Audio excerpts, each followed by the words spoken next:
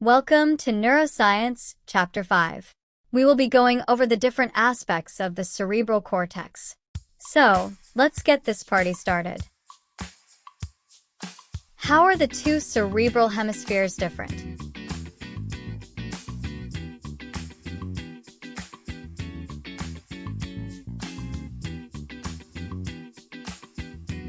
The answer is, the left side is more logical and analytical with linear thought processes. The right is more artistic and intuitive. Why is cerebral hemisphere integration important?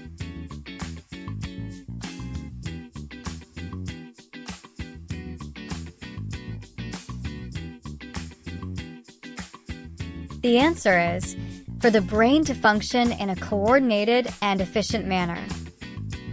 What do association fibers connect?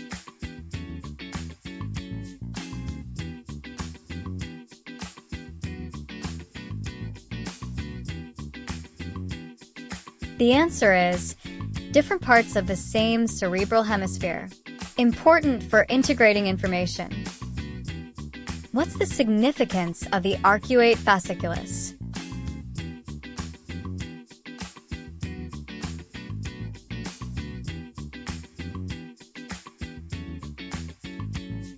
The answer is, it connects Broca's area with Wernicke's area, which is important for language functions. What's the significance of the inferior longitudinal fasciculus?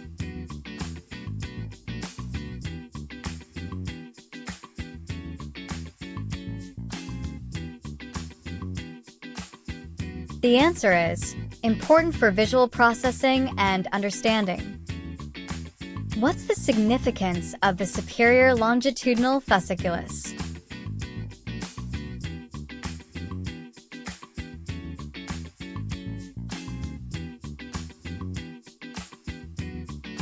The answer is, it integrates sensory and motor functions. What do commissural fibers connect?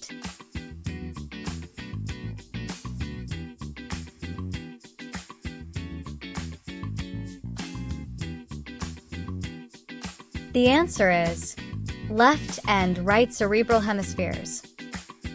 What is the largest commissural fiber in the brain?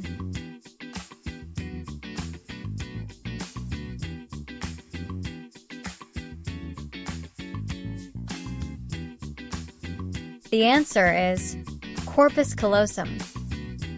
What do the projection fibers connect in the nervous system?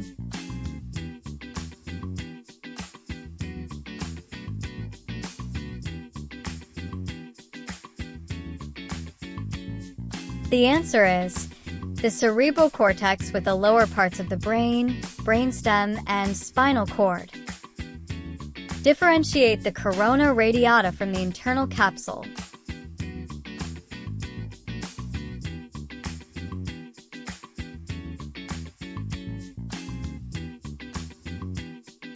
The answer is, the corona radiata is a fan-like network of projection fibers connecting the internal capsule to the cerebral cortex. Internal capsule is a thick bundle of projection fibers, axons, that serves as a major pathway for descending motor tracts and ascending sensory pathways. It connects with the thalamus and spinal cord. What is the Brodmann's map?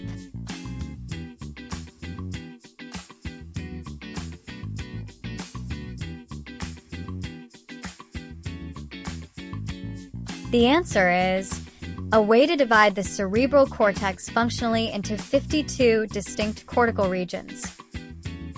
Which cortical lobe is the largest?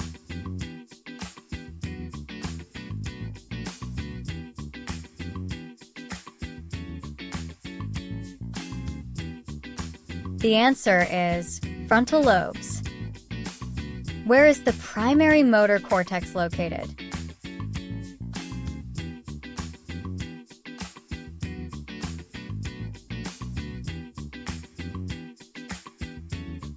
The answer is, on the precentral gyrus. What is the function of the primary motor cortex?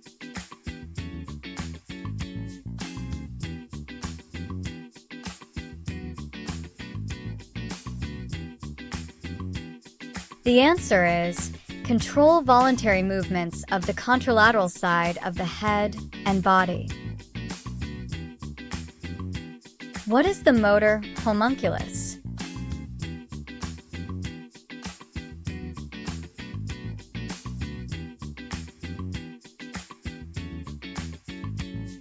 The answer is a map of the body across the motor cortex. How is the motor homunculus a good tool for identifying the location of a stroke in the primary motor cortex?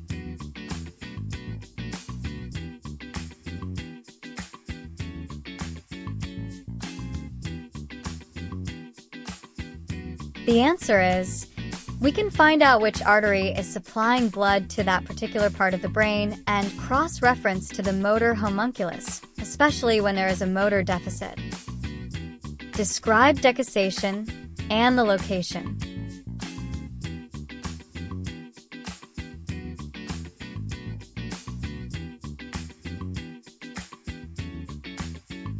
The answer is, decussation is when the primary motor cortex neurons cross over at the medulla oblongata. Differentiate unilateral facial paralysis in Bell's palsy versus a stroke in the primary motor cortex. What areas are affected? How can you clinically differentiate?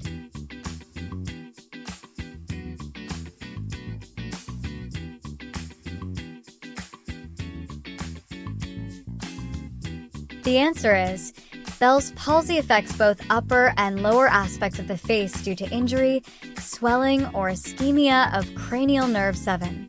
Only the lower portion of the face is affected during a stroke. Describe the functions of the premotor cortex.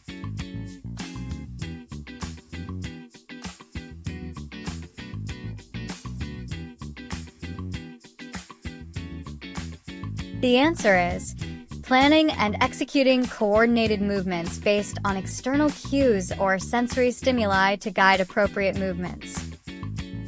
Describe the significance of the supplemental motor area.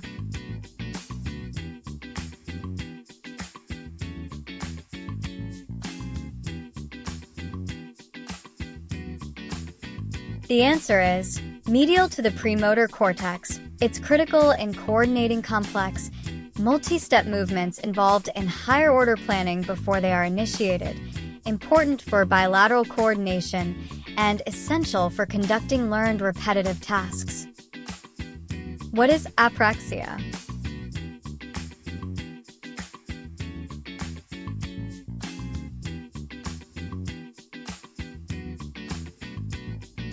The answer is a motor planning deficit in which people cannot remember how to perform normal motor tasks, but they are not paralyzed and have no sensory loss.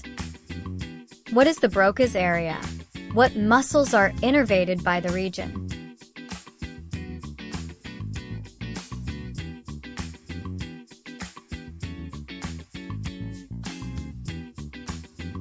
The answer is the motor expressive speech area.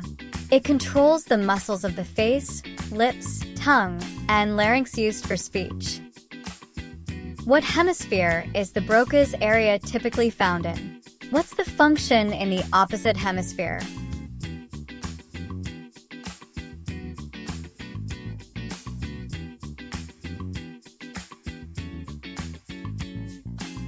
The answer is the left hemisphere.